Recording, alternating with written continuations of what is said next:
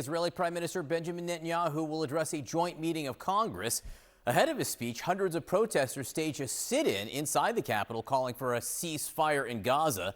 Dozens of Democratic lawmakers are planning to skip the speech as the party remains divided over his handling of the war. CNN's Lauren Fox is with me now. What are we expecting today, Lauren? Yeah, this address is coming at such a tumultuous time in not just U.S. politics, but also Israeli politics. And as Benjamin Netanyahu faces challenges back home, this is a high stakes speech for him, given the fact that there are lawmakers who are going to be in this audience who have serious questions, serious doubts about Netanyahu's leadership right now. And that includes some Republicans. I was talking last night to Senator Joni Ernst. She serves on the Armed Services Committee, and she said she has to hear a very clear and concise message from Netanyahu today about the path forward in this war and how he is going to get hostages home. She said it is far beyond time for that to happen. But you are also going to see many Democrats not attending this speech today. There are more than 80 House Democrats who we know are going to be boycotting, 6 U.S. senators who are going to be boycotting, including Patty Murray, who is a top Democrat in leadership, who is not going to be attending this speech today. Overseeing it is going to be Senator Ben Cardin. He's going to be presiding. And I think that that just says a lot about this moment right now as Netanyahu comes in to give this address. You know, there are some Democrats who are going to be having alternative programming. This is Congresswoman Pramila Jayapal, who said in a statement, instead of attending Benjamin Netanyahu's address, I will attend a panel discussion led by the Center of American Progress and other organizations on the path to peace.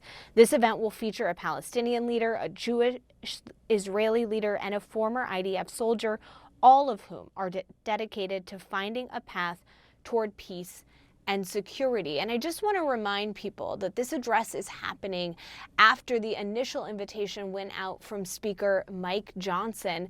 Obviously, it's going to be really interesting to see what House Republicans think of this speech. Meanwhile, last night on the Senate floor, a series of Democrats addressed the issues that they see happening and concerns that they have about Benjamin Netanyahu coming. This is Independent Senator Bernie Sanders. It will be the first time in American history that a war criminal has been given that honor. Frankly, this invitation to Netanyahu is a disgrace and something that we will look back on with regret. And earlier this year, remember, Majority Leader Chuck Schumer actually called on the Israeli people to hold a new election and replace Benjamin Netanyahu. Lauren Fox in Washington. We'll be watching this very closely, Lauren. Thank you very much. Israeli Prime Minister Benjamin Netanyahu will address the U.S. Congress for a record 4th time. Now, he hopes to shore up American support for the war in Gaza, but many of the families of Israeli hostages still held in Gaza are criticizing his trip, with some saying he should have remained at home to secure a deal to release the hostages. Now, his trip comes amid an upheaval in U.S. politics, though his visit was orchestrated by Republican leaders. Many prominent Democrats, like Vice President Harris and Senator Elizabeth Warren, won't be in attendance for his speech.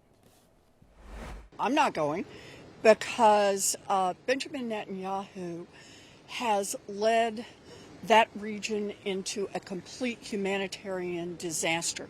He has put his own personal interests ahead of the interests of the people of his country, and what he has done in Gaza is unspeakable.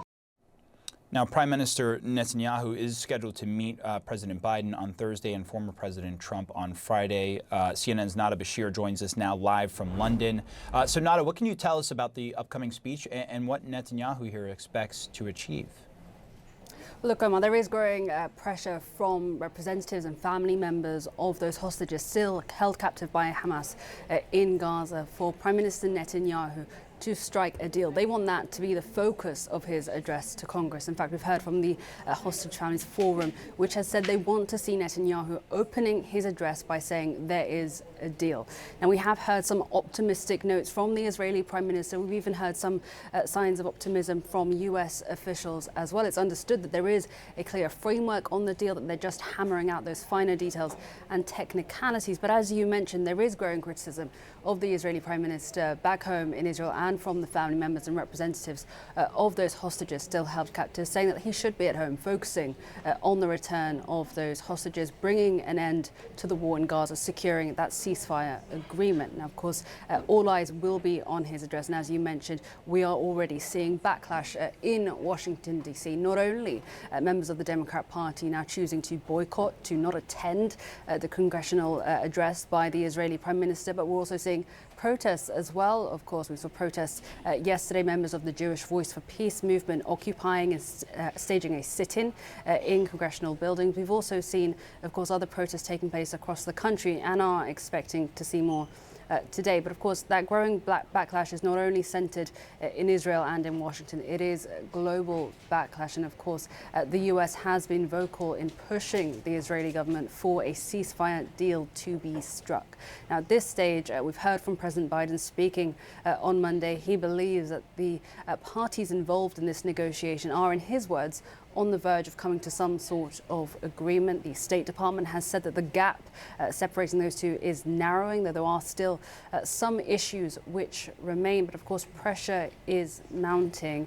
And of course, the situation in Gaza is only worsening as well. If this deal isn't struck soon, we will be entering 10 months of this war. That is 10 months with hostages still held captive in Hamas. That is 10 months with civilians in Gaza being killed on a near daily basis. That death toll now topping 39,000. The UN warning that famine is spreading throughout the Gaza Strip, and we are seeing the humanitarian situation worsen with now diseases spreading rapidly across the Gaza Strip. We're seeing continued airstrikes in southern Gaza as well. Of course, deadly strikes in Khan Yunis, where hundreds, thousands even, civilians have been ordered to evacuate once again. So it is a deteriorating situation. We're seeing mounting pressure from US officials. Many have been careful to clarify that the US maintains its strong relationship with Israel, that Israel continues to be one of the United States' closest and perhaps most important allies in the Middle East. But again, we have seen those tensions mounting, particularly between President Biden and the Israeli Prime Minister Benjamin Netanyahu. They are expected to meet, of course, on Thursday. Netanyahu now also expected to meet with Donald Trump, former US president, and of course also with Kamala Harris. So important meetings taking place, but all eyes will be on that congressional address later today. Expectations around what he might say, and of course the reaction, crucially, from the Democrats as well. And all of the very real dynamics that you laid out, particularly on the humanitarian front, playing out in the politics of who will attend Netanyahu's address. Shirley, Nada Bashir, thank you so much for the reporting. Now, the head of the opposition Labor Party in Israel is blasting the trip. Yair Golan posting on X saying, quote, Netanyahu went to the U.S. for an extravagant show in the middle of the war without a deal to return hostages. I want to bring in CNN Global Affairs analyst Mark Esper. He was U.S. Defense Secretary under President Trump. Good to see you. Thanks for being here. Now, Secretary of State Antony Blinken says they're inside the 10-yard line, driving toward the goal line and getting a ceasefire. That's his metaphor, not mine. But in getting a ceasefire and hostage agreement that would produce a ceasefire. How optimistic are you of a deal getting done at this stage? And what do you make of Netanyahu appearing before Congress without a finalized deal? Right. Well, I was actually with Jake Sullivan and Tony Blinken this past weekend in Aspen, and we talked about this, and both are confident that we're within the 10-yard line, as you said, but they also note that often those last 10 yards are the most difficult. Look, I would say in some ways we've been here before. There have been numerous proposals on the table for Hamas. At the last minute, they've raised the ante with asking for adjustments and amendments and so forth. So we'll see. I mean, there is hope that there will be some type of agreement, but my view has been that Hamas is not going to be interested in any deal that does not call for a complete ceasefire and the removal of all Israeli troops from Gaza. And I see the Israeli government, Netanyahu, unwilling to go there yet. If you look, the polling shows that a majority of Israelis want to see no more Hamas in Gaza, and they are very concerned about what might happen if Hamas is not dismantled. So I think they're probably further apart than we would like, but we'll see what happens in the coming days.